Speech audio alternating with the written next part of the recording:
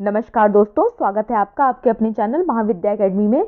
हम UP triple SC मुख्य सेविका के लिए घटना चक्र पब्लिकेशन की बुक को कंप्लीट कर रहे थे, जिसमें जो हमने लास्ट चैप्टर कंप्लीट किया था वो था जनसंख्या विस्फोट, जनसंख्या वृद्धि और नियंत्रण। वो हमने पूरी तरह से कंप्लीट कर लिया था, उसकी थ्योरी और क्वेश्चन आंसर दोनों ही। आज हम जो नया चैप्टर स्टार्ट कर रहे हैं उसका नाम है भोजन पकाने के दौरान पोषक तत्वों का संरक्षण, खाद्य पदार्थों के अंकुरण किण्वन, खाद्य तालमेल के पोषण मूल्य को बढ़ाने के पारंपरिक तरीके। यानी कि भोजन जो आपके खाद्य पदार्थ होते हैं उनमें पोषण तत्वों का संरक्षण कैसे करें, ठीक है। खाद्य पदार्थों का अंकुरण क्या होता है, उसका किण्वन की विधि क्या होती है, और जो खाद्य पदार्थ हैं किसमें किस चीज़ को मिलाकर किस तरह से कितनी मात्रा में लिया जाए जिससे पोषण तत्वों के जो मूल जो उनकी प्रॉपर्टीज़ हैं वो क्या हो सके, बढ़ सकें, और किस तरह से, पारंपरिक तरीकों से, ठीक है। तो आज हम इसी के बारे में इस चैप्टर में पढ़ेंगे। देखिए, जो आपको सबसे पहले दिया है प्राकृतिक अवस्था में उपलब्ध खाद्य सामग्री को आहार के रूप में ग्रहण करने के लिए कृत्रिम रूप से तैयार की व्यवस्थित क्रिया को ही पाक क्रिया कहते हैं। पाक क्रिया क्या होता है? प्रकृति में जो चीज़ें हमारे पास क्या है, प्राकृतिक रूप से उपलब्ध हैं, उनको खाने के लिए जो हम क्या करते हैं, कृत्रिम रूप से मतलब चीज़ों को क्या करते हैं, पकाते हैं। इसी को ही क्या कहते हैं, पाक क्रिया कहते हैं, ठीक है। पाक क्रिया के अंतर्गत प्राकृतिक अवस्था में उपलब्ध खाद्य को जल, ताप, चिकनाई तथा भाप एवं वायु आदि में ऐसा रूप दिया जाता है जो इस सामग्री को अधिक स्वादिष्ट, नर्म एवं सुपाच्य बना देता है। जब हम किसी सब्जी को लेकर उसे धोते, छीलते एवं काटते हैं या उबालते एवं छौंकते हैं, तब इन समस्त क्रियाओं को सम्मिलित रूप से पाक क्रिया ही कहा जाता है। देखिए, ये जो एग्जाम है ये क्या है, फीमेल कैटेगरी के लोग ही दे रहे हैं। तो ये क्या है, ये इन सब चीज़ों से आप क्या होंगी, बहुत भली भांति परिचित होंगी। आप सबका ये क्या होगा, आप में से मतलब अधिकतर लोगों को खाना बनाना आता होगा, ठीक है। तो ये सब चीज़ें आपके लिए बहुत फैमिलियर होंगी, ठीक है। लेकिन बस आपको ये नहीं पता होगा कि जो आप रोज़ डेली कर रहे हैं वो आपको पढ़ाई में भी काम आएगा। देखिए, तो क्या है, ये जो पाक क्रिया है इसके अंदर क्या किया जाता है, जो प्रकृति द्वारा उपलब्ध खाद्य सामग्रियां हैं उनको पकाया जाता है अलग अलग तरीकों से। कभी भाप के द्वारा पकाना, कभी उसको गर्म करके पकाना, उनको तेल के द्वारा पकाना और हवा में पकाना, ये सब चीज़ें शामिल है। जिससे क्या होता है, जिससे वो जो सामग्री होती है उसका स्वाद बढ़ जाता है, वो मुलायम हो जाती है और पचाने में आसान हो जाती है। देखिए, जब हम किसी सब्जी को लेकर उसे क्या करते हैं, चाहे उसे धुलते हैं, छीलते हैं, काटते हैं, उबालते हैं, छौंकते हैं, ये सभी जो चीज़ें हैं, चाहे उसको पकाने की चीज़ों या जो खाद्य सामग्री है उसको किसी भी प्रकार से उसका जो रूप परिवर्तन करके हम लोग खाते हैं, उस वो सब किस में आता है, ये सब आता है पाक क्रिया में, ठीक है।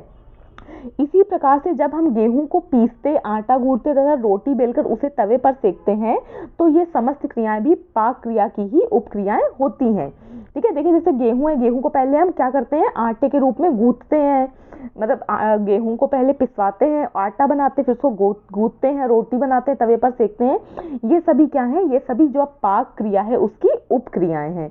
इस प्रकार पाक क्रिया अपने आप में एक विस्तृत एवं व्यवस्थित क्रिया है।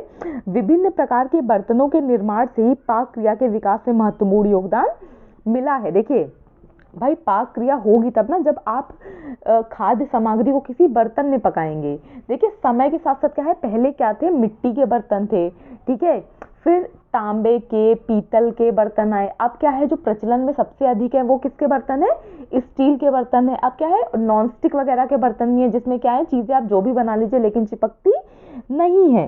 तो जैसे जैसे विकास हुआ है, विकास के साथ साथ क्या हुआ है, बर्तनों का भी विकास हुआ है, और इसने भी जो आपकी पाक क्रिया है इसको क्या है, इसके भी विकास में महत्वपूर्ण योगदान दिया है, ठीक है।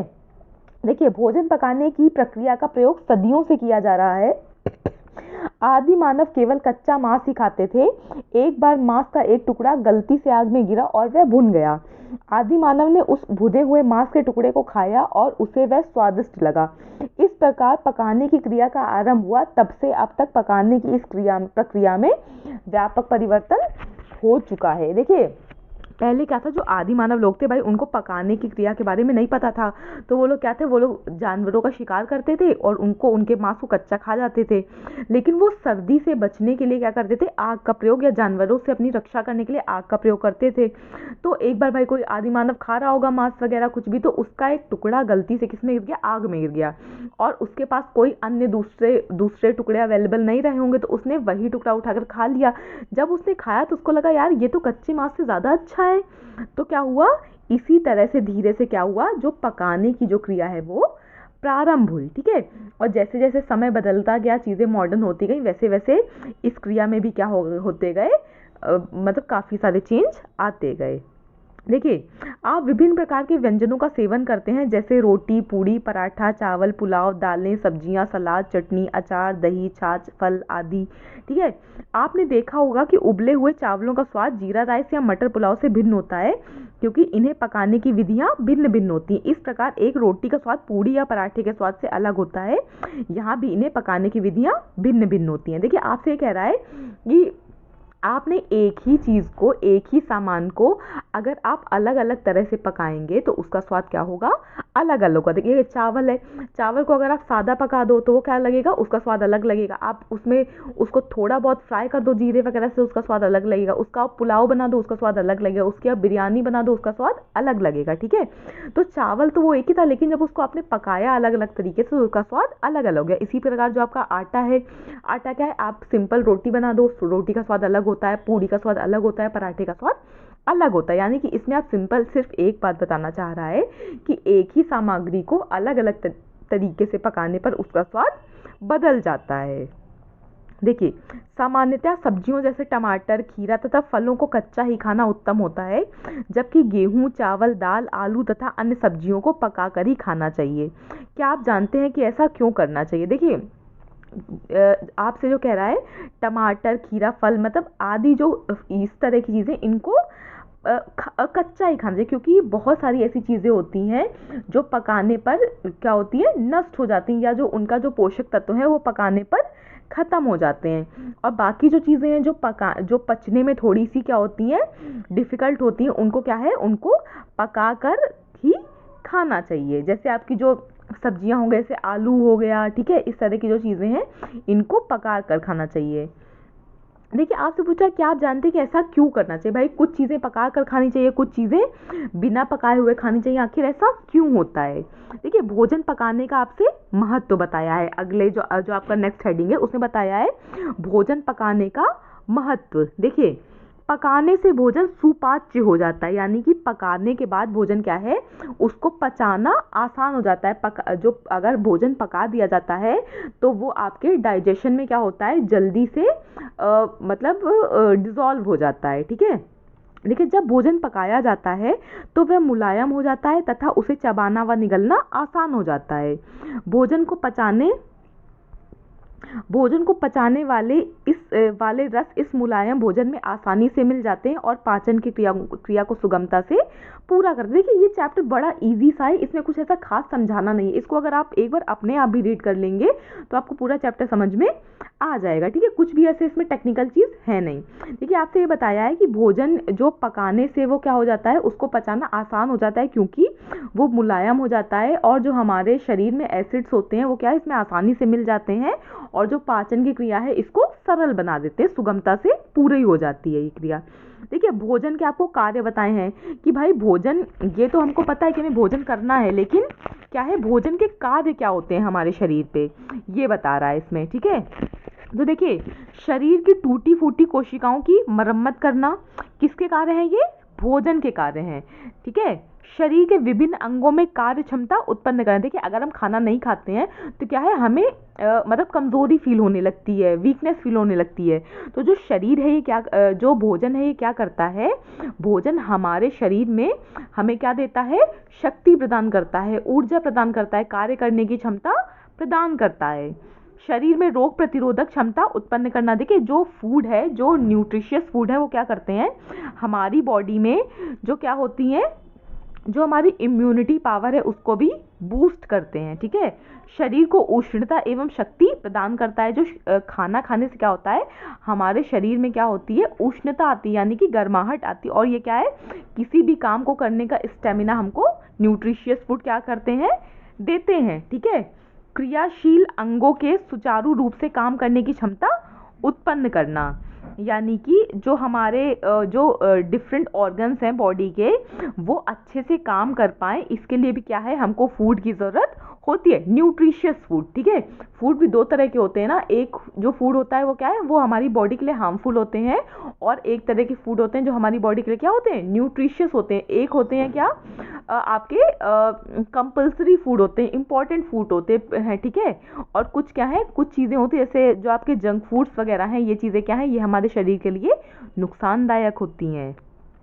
देखिए, परीक्षा उपयोगी तथ्य हैं, यानी कि ये वो आपके फैक्ट्स हैं जो इस तरह के, जहाँ पर भी इस तरह का सिलेबस आता है भोजन से रिलेटेड, खाद्य पदार्थ से रिलेटेड, वहाँ पर काफ़ी बार ये चीज़ें पूछी जा चुकी हैं, और ये इंपॉर्टेंट वो फैक्ट हैं जो हर एग्जाम में लगभग रिपीट हो जाते हैं। देखिए, दालें, सोयाबीन में प्रोटीन पाया जाता है, ठीक है। दालों में और सोयाबीन में क्या पाया जाता है, प्रोटीन पाया जाता है। प्रोटीन का मुख्य कार्य शरीर की वृद्धि तथा विकास करना है, ठीक है। प्रोटीन का आपसे प्रमुख कार्य पूछा जा सकता है, तो प्रोटीन का प्रमुख कार्य क्या है, प्रोटीन का प्रमुख कार्य है शरीर की वृद्धि करना और शरीर का विकास करना, ठीक है। प्रोटीन की कमी से बच्चों में मरासमस रोग हो जाता है, बहुत इंपॉर्टेंट है, याद रखिएगा। आपसे पूछा जा सकता है कि प्रोटीन की कमी से बच्चों में कौन सा रोग होता है, तो प्रोटीन की कमी से बच्चों में मरासमस रोग हो जाता है, ठीक है। खाना खाने से पहले हाथ साबुन एवं पानी से धोने चाहिए। देखिए, खाना खाने से पहले, ये तो छोटे बच्चों को पता है, लेकिन क्यों धोने चाहिए, क्योंकि जो हमारे जो हाथ हैं, हम दिन भर में बहुत सारी चीज़ों को इधर उधर छूते रहते हैं, तो क्या होता है, हमारे हाथ में कीटाणु आ जाते हैं। अगर जो बैक्टीरियाज हैं, अगर हम उसी हाथ से खाना खा लेंगे बिना हाथ धुले, तो वो क्या होंगे, वो हमारे शरीर में जाएंगे और भिन्न भिन्न तरह की बीमारियां पैदा करेंगे। नेक्स्ट देखिए, नेक्स्ट है, ताजे मौसमी फल एवं हरी सब्जियां हमें रोगों से बचाती हैं। देखिए, जिस सीजन में जो चीज़ें आती हैं ना, वो उस सीजन के लिए क्या करती हैं, इम्यूनिटी बूस्टर का काम करती हैं, ठीक है। तो जो ताज़े फल और सब्जियां हैं और जो मौसमी चीज़ें हैं, वो हमें ज़रूर खानी चाहिए, ये रोगों से हमारा बचाव करती हैं। विटामिन सी का सबसे अच्छा स्रोत आंवला है। ये क्वेश्चन बहुत बार पूछा गया है डिफरेंट एग्जाम्स में कि विटामिन सी का सबसे अच्छा स्रोत कौन सा है, तो विटामिन सी का सबसे अच्छा स्रोत होता है आपका आंवला।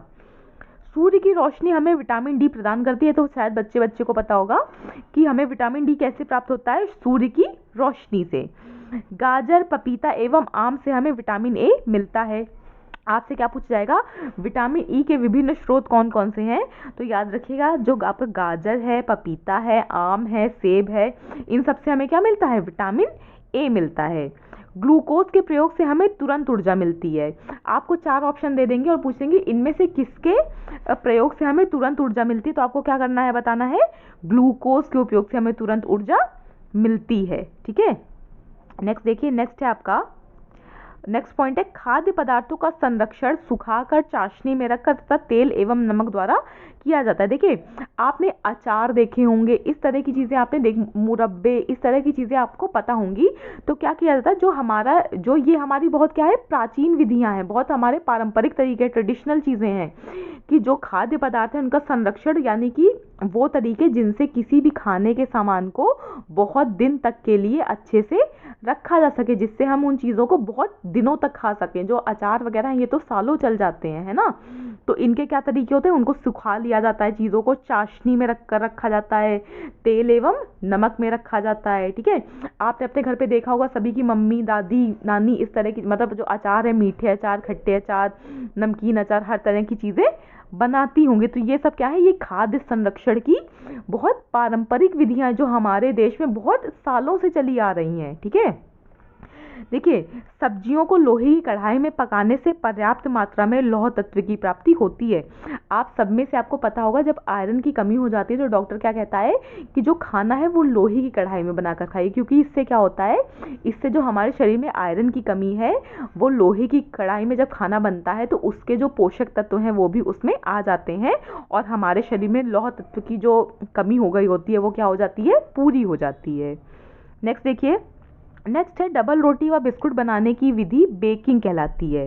ये भी आपको पता होगा, जो डबल रोटी है, बिस्किट है या इस कुकीज़, इस तरह की जो चीज़ें हैं, इनको जो बनाने की विधि है वो कहलाती है बेकिंग। सब्जियों को काटने से पहले धोना चाहिए ताकि उनके खनिज और विटामिन नष्ट ना हो। देखिए जो सब्जी है, ठीक है, जैसे मान लीजिए टमाटर है, टमाटर क्या है, आपने काटा उसके बाद धो दिया तो भाई टमाटर के अंदर की जितनी भी चीज़ें वो सब क्या हो जाएंगी, बेकार हो जाएंगी, बह जाएंगी। तो क्या करना चाहिए, जो सब्जियां हैं इनको काटने से पहले धोना चाहिए। जब ये पूरी समूची रहती हैं तब इनको धो लेना चाहिए और धोने के बाद काटना चाहिए ताकि उसकी जो विटामिन वगैरह हैं, खनिज हैं उनमें, वो उसी में रहें, नष्ट ना हो। भोजन पकाने में सोडा का प्रयोग हानिकारक होता है। देखिए हम फैंसी चीज़ें बनाने के लिए, चीज़ों में स्वाद बढ़ाने के लिए उनको क्या करें, खमीर उठाने के लिए सोडा वगैरह का प्रयोग करते हैं, लेकिन ये करना नहीं चाहिए क्योंकि जो सोडा होता है वो हमारे शरीर के लिए हानिकारक होता है। सब्जियों को बार बार गर्म करने से एस्कॉर्बिक एसिड नष्ट हो जाता है। देखिए बहुत सारी ऐसी चीज़ें हैं, बहुत सारी सब्जियां वगैरह होती हैं जिनको हमें कच्चा ही खाना चाहिए, फल होते हैं, क्योंकि इसमें ऐसे काफ़ी सारे एसिड्स वगैरह होते हैं जो गर्म करने पर क्या होते हैं, नष्ट हो जाते हैं। ठीक है, तो सब्जियों को, कोई भी सब्जी अगर उसको बार बार गर्म किया जाता है तो उसका स्वाद तो इन्हेंस होता है, स्वाद तो बरकरार रहता है, लेकिन जो हमारी बॉडी का मेन मकसद होता है खाना खाने का, कि उससे हमें ऊर्जा मिले, शक्ति मिले, वो सब चीज़ें नष्ट हो जाती हैं। भोजन परोसने की बुफे शैली में खड़े खड़े भोजन किया जाता है। ये आपने किसी भी शादी पार्टी वगैरह में देखा होगा। तो वो जो विधि है जिसमें हम खड़े खड़े भोजन करते हैं उसको कहते हैं बुफे। भाप द्वारा भोजन पकाने से पोषक तत्व सुरक्षित रहते हैं। ठीक है, यहाँ पर आप इसका मतलब मोमोज से मत ले लीजिएगा, मतलब यहाँ पर ये मतलब है अगर उसको तेल मसाले से छौंका नहीं जाएगा, ऐसे लौकी वगैरह है, इसको अगर भाप द्वारा पकाया जाए, चीज़ों को भाप के द्वारा पकाया जाए, जो पोषक मतलब आपकी खाद्य सामग्री है उनको अगर भाप में पकाया जाए तो क्या होता है, जो पोषक तत्व हैं वो क्या रहते हैं, लंबे समय तक सुरक्षित रहते हैं और हमारी बॉडी को वो अधिक मात्रा में फ़ायदा पहुँचाते हैं। ठीक है, लेकिन अब तो क्या है, अब तो टाइम है स्टीम्ड मोमोज का। ठीक है, तो ये किसी भी तरह से हमको फ़ायदा नहीं पहुंचाता है, नुकसानदायक होता है। नेक्स्ट देखिए, नेक्स्ट है आपका, पकाने से भोजन के रूप, टेक्सचर, रंग, स्वाद, गंध तथा आकर्षण में वृद्धि हो जाती है। क्या होता है, जब हम भोजन को पकाते हैं तो उसका रूप बदलता है, टेक्सचर बदलता है, रंग बदल जाता है, स्वाद बदल जाता है, उसकी महक बदल जाती है और क्या हो जाता है, वो देखने में ज़्यादा क्या हो जाता है, अट्रैक्टिव हो जाता है, डिलीशियस हो जाता है। देखिए सामान्यतया गाजर, चुकंदर, पालक, मटर तथा अन्य सब्जियों को पकाने के पश्चात उनके रंग में परिवर्तन आ जाता है। पकने के बाद ये अधिक चमकदार एवं आकर्षक दिखते हैं। तंदूरी रोटी या पराठे, रोस्टेड भुने हुए ब्रेड तथा बेक सेके हुए केक का ब्राउन रंग अत्यंत आकर्षक होता है। इसमें कुछ भी देखिए समझाने वाला है नहीं। ठीक है, जब हम रोटी या पराठा बनाते हैं तो गुथे हुए आटे की नरम तथा चिपचिपी गोलियां किस प्रकार की करारी रोटी या पराठे में बदल जाती है, उसकी खुशबू तथा स्वाद बड़े ही आकर्षक होते हैं। आप सभी क्या हैं, लेडीज़ हैं, तो आप सभी को पता होगा कि भाई जो रोटी बनाने का प्रोसेस है तो आपको पता ही होगा कि आटा कैसा होता है, एकदम मुलायम सा होता है, लेकिन जब उसकी रोटी या पराठे बनाते हैं, पूड़ियाँ बनाते हैं, तो वो क्या होती हैं, बिल्कुल क्रिस्पी बन जाती हैं। ठीक, तो बस यही बताया है भाई। एक फॉर्म से दूसरे फॉर्म में वो क्या होता है, जो पकाने की क्रिया है उसके द्वारा जो चीज़ है वो बदल जाती है।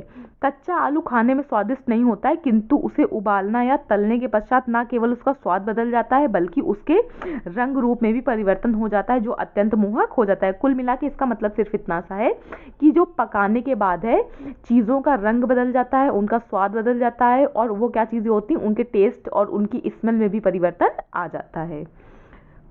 देखिए भोजन पकाते समय मसाले व खड़े मसालों को मिलाने से भोजन और अधिक स्वादिष्ट तथा आकर्षक हो जाता है। आपने देखा होगा किस प्रकार नमक, मिर्च या जड़ी बूटियों को मिलाने से भोजन के स्वाद में परिवर्तन आ जाता है तथा इसके पोषक गुण बढ़ जाते हैं। अतः पकाने से भोजन के रंग, स्वाद, स्वरूप, गुण आदि में सुधार होता है, इसलिए भोजन को पकाया जाना स्वीकार्य है। देखिए हमने इस चैप्टर में ही अब तक कई बार देख लिया कि भोजन को पकाने से क्या चीज़ें होती हैं, चीज़ें नष्ट होती हैं। देखिए ये कुछ सब्जियों या कुछ फलों के लिए है, लेकिन जो आपकी अधिकतर खाद्य सामग्री है उसको पकाकर ही खाना चाहिए, क्योंकि उसमें भी बहुत सारी ऐसी चीज़ें होती हैं जो कच्चे फॉर्म में हमें नुकसान करती है। कि जो आपके मसाले हैं, ठीक है, मसाले अगर सही मात्रा में डाले जाएं तो मसाले जो आपका जैसे लौंग है, अजवाइन है, हल्दी है, ये सब क्या है, ये एक तरह से मेडिसिन का काम करते हैं, ठीक है। जिससे क्या है, जो हमारे भोजन का स्वाद तो बढ़ता ही है लेकिन उसका गुण भी बढ़ जाते हैं, उसकी क्वालिटी भी बढ़ जाती है। वो हमारे लिए क्या करता है, हमारे लिए एक तरह से हमारी बॉडी के लिए बहुत अच्छे काम करते हैं, ठीक है। तो क्या है, इसलिए भी भोजन को जो पकाया जाना है वो एक्सेप्टेबल है, यानी कि उसको पकाकर खाना चाहिए। देखिए, भोजन को पकाकर आप उसमें विविधता ला सकते हैं। जब क्या है, आप क्या होगा भाई कि अगर एक ही चीज़ है, जैसे मान लीजिए आलू है, ठीक है, आलू को अगर सिर्फ आप बॉईल करके क्या कर लें, उसको मैश कर लें तो वो भरता बन जाता है। अगर उसको आप कट कर लें तो वो सब्जी बन जाती है। आप सैंडविच खाते होंगे, उसमें आलू पड़ता है, डोसे में आलू पड़ता है, आलू की चिप्स बनती हैं, आलू की तो इतनी चीज़ें बनती हैं कि आलू को खुद भी नहीं पता होगा, है ना कि हमने आलू की इतनी चीज़ें बना दी, पूड़ियाँ, पराठे, हर चीज़ में क्या है, हर चीज़ में आलू, ऐसी कोई सब्जी नहीं है जिसके साथ आलू ना पड़ता हो। तो कहने का मतलब सिर्फ इतना सा है कि एक ही सामान को अलग अलग तरह से पकाकर क्या क्या किया जा सकता है, उसमें जो डिफरेंस है, यानी कि उसमें जो विविधता है वो लाई जा सकती है। देखिए, आपने आलू को विभिन्न प्रकार से खाया होगा, उदाहरणार्थ आलू के पकौड़े, आलू चाट, आलू पराठे, आलू भुजिया, तरी वाले आलू, आलू के चिप्स आदि ऐसे व्यंजन। क्या आप ऐसे व्यंजनों के नाम बता सकते हैं जो गेहूं के आटे से बने होते हैं, जैसे पराठा, पूड़ी, रोटी, ब्रेड, मट्ठी आदि। आप व्यंजनों के ऐसे अनेक उदाहरण बता सकते हैं जो किसी एक प्रमुख पदार्थ का प्रयोग करके बनाए जाते हैं। अन्य शब्दों में हम कह सकते हैं कि पकाने से हमें विभिन्न प्रकार के व्यंजनों को बनाने में मदद मिलती है। देखिए, अगर भाई हम किसी चीज़ को कच्चा ही खाएंगे, अगर आप आलू को कच्चा ही खाएंगे तो आप कहीं भी खा लें, वो आलू एक ही तरह का लगेगा। लेकिन जब आप आलू को क्या करेंगे, अलग अलग तरह से पकाएंगे, तो आप क्या करेंगे, उसको अलग अलग व्यंजनों में बदल सकते हैं, उसके स्वाद में और उसकी प्रकृति में क्या कर सकते हैं, आप चेंज ला सकते हैं, ठीक है। यही बताया गया है। देखिए, भोजन पकाने से भोजन लंबे समय तक खाने योग्य बना रहता है, ठीक है। देखिए, क्या जैसे आप दूध का एग्जाम्पल ले लीजिए, किसी भी चीज़ का एग्जाम्पल ले लीजिए, जब हम चीज़ों को क्या कर लेते हैं, पका लेते हैं, तो वो ज़्यादा समय तक चल जाती है। देखिए, यदि हम दूध को उबालेंगे नहीं तो वो जल्दी फट जाएगा। ये बातें आप सभी को पता होंगी कि उबालने के बाद दूध क्या है, उसका जो टाइम है वो बढ़ जाता है, नहीं तो दूध फट जाता है और वो बेकार हो जाता है। जिनको पनीर बनाना आता है ठीक है, नहीं तो बाकी लोगों के लिए वो बेकार है। उबालने से इसको नष्ट करने वाले जीवाणु मर जाते हैं और इससे अधिक समय तक रखा जा सकता है। इसी प्रकार गुथा हुआ आटा कुछ समय बाद खराब हो जाता है, किंतु उससे बनी रोटी या ब्रेड को लंबे समय तक खाने योग्य रखा जा सकता है। हमें पूर्ण विश्वास है कि आप ऐसे अनेक उदाहरण प्रस्तुत कर सकते हैं जहां पकाने के पश्चात उस खाद्य पदार्थ की उपभोज्य अवधि बढ़ जाती है। देखिए, यहाँ पर आपको दो एग्जाम्पल दिए गए हैं, एक आटा का और एक दूध का, कि दोनों को ही क्या क्या आता है, अगर आप आटा गूंथ कर रख देंगे तो वो 3, 4, 5, 6 घंटे बाद क्या सॉरी, कुछ घंटों बाद क्या होता है, स्मेल वगैरह उसमें आने लगेगी। लेकिन अगर आप रोटी बनाकर रख देंगे तो उसका टाइम क्या होता है, जस्ट डबल हो जाता है उसके खराब होने का, ठीक है। तो क्या है, मतलब पकाने से क्या है, चीज़ें क्या है, लंबे समय तक चल जाती हैं। नेक्स्ट आगे देखिए, आगे है भोजन पकाने के उद्देश्य। भाई, हम भोजन पका तो रहे हैं लेकिन सिर्फ स्वाद के लिए नहीं पका रहे, ठीक है। तो भोजन को पकाने के और भी उद्देश्य हैं, जैसे जीवाणु रहित करना। भाई, ऐसी बहुत सारी चीज़ें हैं जो क्या है, जिनमें खेतों में उगाते टाइम या वो करते टाइम क्या है, वो गंदी हो जाती है, जिसमें उसमें अनेक जीवाणु और भी चीज़ें क्या होती है, रहती है। लेकिन पकाने से क्या है, पकाने से हमारा भोजन शुद्ध हो जाता है, ठीक है। देखिए, नरम व चबाने योग्य बनाना, कोई भी चीज़ है, कोई भी सब्जी है, ठीक है, वो क्या है, कोई भी सब्जी आप ले लीजिए, वो क्या है, टाइट है, लेकिन जब उसको पकाया जाता है तो वो क्या हो जाती है, नरम हो जाती है और वो पचाने में क्या हो जाती है, आसान हो जाती है। सुपाच्य बनाना, जिससे चीज़ें क्या हो जाए, जल्दी पच जाएं। स्वाद उत्पन्न करना, भाई आपने क्या कोई चीज़ ऐसे ही कच्ची खाई और उसको आपने फ्राई किया, उसमें दुनिया भर के मसाले डाले, रोस्ट किया, तो क्या है, उसका स्वाद बढ़ गया। सुगंधित व आकर्षक बनाना, किसी चीज़ को आपने कच्चा काट के रख दिया और कोई चीज़ें उसमें 10 तरह के आपने विधि लगाकर उसको बनाया, तो क्या है, उसकी महक बढ़ गई, उसका स्वाद बढ़ गया, देखने में वो अच्छा लगने लगा, उसका जो रिप्रेजेंटेशन है वो बढ़ गया। संरक्षक गुण, आपने आगे देखा कि क्या है, खाद्य पदार्थों को नमक में रखकर, तेल में रखकर, चीनी में रखकर क्या किया जाता है, इसके खाद्य संरक्षण की विधियों द्वारा इसको बहुत लंबे समय तक संरक्षित करके रख लिया। जैसे आपने अचार, मुरब्बे, पापड़, पापड़ क्या है, पापड़ को सुखा लिया जाता है तो भी ये क्या होता है, सालों साल चल जाते हैं, है ना। देखिए आगे देखिए, पकाने से भोजन सुरक्षित रहता है। एक अन्य जो प्रॉपर्टी है पकाने की, वो क्या है कि पकाने से भोजन सुरक्षित रहता है। देखिए कच्चे भोजन में कुछ जीवाणु होते हैं, कुछ जीवाणु हानिकारक नहीं होते हैं, जबकि कुछ हानिकारक होते हैं। जीवाणु जो दूध को दही में परिवर्तित करते हैं वे हानिकारक नहीं होते हैं, जबकि जो जीवाणु तपेदिक जैसे रोगों को जन्म देते हैं वे हानिकारक होते हैं। दूध में जीवाणु होते हैं जिनके कारण तपेदिक रोग होता है। ये जीवाणु दूध को उबालने या पाश्चुरीकरण करने से मर जाते हैं। इसीलिए पाश्चुरीकृत दूध को बिना उबाले वैसे ही पिया जा सकता है। ठीक है, आपसे ये भी क्वेश्चन पूछा गया था किसी एग्जाम में, मुझे एग्जाम एग्जैक्टली याद नहीं आ रहा है कि पाश्चुरीकृत दूध को बिना उबाले भी पिया जा सकता है। क्यों? क्योंकि जो आपका पाश्चुरीकरण का जो प्रोसेस होता है, इसमें क्या होता है, ये करने पर दूध के जो जीवाणु होते हैं उसमें जो बैक्टीरियाज वगैरह होते हैं, जो भी ऐसी चीज़ें जो नुकसान करती हैं वो नष्ट हो जाती हैं और दूध क्या हो जाता है, शुद्ध हो जाता है। इसलिए दूध को पाश्चुरीकरण के बाद बिना उबाले भी पिया जा सकता है। ठीक है, देखिए इसमें आपको ये बताया जा रहा है कि पकाने से क्या होता है, जो भोजन में जो हानिकारक चीज़ें होती हैं वो नष्ट हो जाती हैं, और क्या होता है कई बार जो जीवाणु हैं वो हमेशा नुकसानदायक नहीं होते। जैसे जो आपका लैक्टोबैसिलस जीवाणु है जो दूध को दही में बदलता है, वो क्या है, हमारे शरीर के लिए अच्छा होता है। ठीक है, और जैसे जो अन्य हैं जिनसे क्या होता है रोग फैलते हैं, वो जीवाणु हमारे शरीर के लिए नुकसानदायक होते हैं। नेक्स्ट देखिए, नेक्स्ट है आपका पाश्चुरीकरण होता क्या है, यहाँ पर आपको ये बताया है। देखिए पाश्चुरीकरण क्या होता है, इस प्रक्रिया में दूध को उच्च तापमान पर गर्म किया जाता है और तत्पश्चात तीव्रता से ठंडा कर दिया जाता है। दूध में उपस्थित सूक्ष्म जीवाणु तापमान में अचानक होने वाले इस परिवर्तन को सह नहीं पाते और नष्ट हो जाते। देखिए पाश्चुरीकरण में क्या किया जाता है, मतलब एकदम अचानक से टेम्परेचर चेंज किया। पहले क्या किया जाता है कि दूध को बहुत अधिक तापमान पर बहुत मतलब तेज उस पर बहुत तेज उसको टेम्परेचर देके गर्म किया जाता है और फिर उसको एकदम से मतलब ठंडा किया जाता है। मतलब उसको नॉर्मल ऐसे ठंडा होने के लिए रख नहीं जाता, उसको फिर क्या है फ्रीजर वगैरह में क्या किया जाता है, ठंडा होने के लिए कर दिया जाता है। तो इसमें क्या होता है, एकदम से बहुत ज़्यादा गर्म से चीज़ें जब बहुत ज़्यादा ठंडी होती हैं तो उसमें जो उत्पन्न जीवाणु हैं वो तापमान में आए हुए अचानक परिवर्तन से क्या होते हैं, उसको नहीं सह पाते, उससे फैमिलियर नहीं हो पाते हैं और वो नष्ट हो जाते हैं, जिससे दूध क्या हो जाता है, आपका शुद्ध हो जाता है। इसीलिए पाश्चुरीकरण के बाद दूध को बिना उबाले भी प्रयोग किया जा सकता है। देखिए पशु उत्पादों जैसे मांस, मछली, अंडों तथा मुर्गी में हानिकारक सूक्ष्म जीवाणुओं की संभावना अधिक होती है और इसलिए इन्हें खाने से पूर्व अच्छी तरह से पका लेना चाहिए। हालांकि गर्मियों के मौसम में भोजन को 2 घंटों के लिए कमरे के तापमान पर रखने से वह खाने योग्य नहीं रह जाता है, उसमें सूक्ष्म जीवाणु पुनः विकसित हो जाते हैं। देखिए आपको ये पता होगा कि गर्मियों में जो भोजन है वो सर्दी की कंपैरिजन में जल्दी खराब होता है, क्योंकि उसका तापमान अधिक होता है और अधिक तापमान पर जो जीवाणु वगैरह हैं वो क्या होते हैं, ज़्यादा सक्रिय होते हैं। किसके कंपैरिजन में, सर्दियों के कंपैरिजन में। ठीक है, जो पशु उत्पाद हैं जैसे मांस, मछली, अंडे तथा मुर्गी में हानिकारक जो सूक्ष्म जीवाणु हैं उसकी संभावना अधिक होती है और इसलिए इन्हें खाने से पूर्व क्या करना है, अच्छी तरह से पका लेना चाहिए।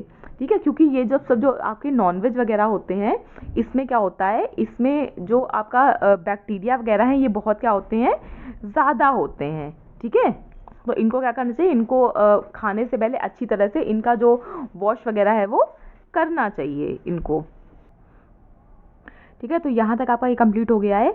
नेक्स्ट आज हमने कंप्लीट कर लिया है यहाँ तक। इसके आगे जो है आपका पोषक पकाते समय पोषक तत्वों का नष्ट होना, ये हम नेक्स्ट वीडियो में कंप्लीट करेंगे। आज की वीडियो में इतना ही रखते हैं। आज हमने क्या क्या देखा है, आज हमने देखा है कि भोजन को पकाया क्यों जाता है, उसके तरीके क्या हैं, भोजन को पकाने के उद्देश्य क्या हैं और भोजन को पकाने का महत्व क्या है। भोजन को पकाने का जो महत्व है उसके हमने कुछ प्रमुख तरीके देखे हैं, जैसे कि पकाने से भोजन सुपाच्य हो जाता है और जो आपके इस चैप्टर से रिलेटेड जो भी आपके जो प्रीवियस ईयर क्वेश्चन पूछे जाते हैं, जो आपसे फ्रीक्वेंटली आस्क्ड क्वेश्चंस हैं वो हमने देखे हैं और भोजन के कार्य देखे हैं। नेक्स्ट वीडियो में हम क्या कंप्लीट करेंगे, नेक्स्ट वीडियो में हम पकाते समय जो आपके विटामिन हैं, मिनरल्स हैं, इस तरह की जो चीज़ें हैं जो नष्ट हो जाती हैं, जिनको क्या करना चाहिए, जिनको प्रिजर्व करना चाहिए, जो ना हो, जिससे क्या है जो हमारा न्यूट्रिशन न्यूट्रिशियस फूड है वो न्यूट्रिशियस बना रहे, ये चीज़ें हम नेक्स्ट वीडियो में देखेंगे। ठीक है, तो इस सीरीज़ को कंप्लीट देखिएगा, ज़्यादा से ज़्यादा रिवीजन करिएगा, और जहाँ पर आपको लगे जो चीज़ें बहुत फैक्टफुल है, जहाँ पर आपको लगे कि आप भूल सकते हैं,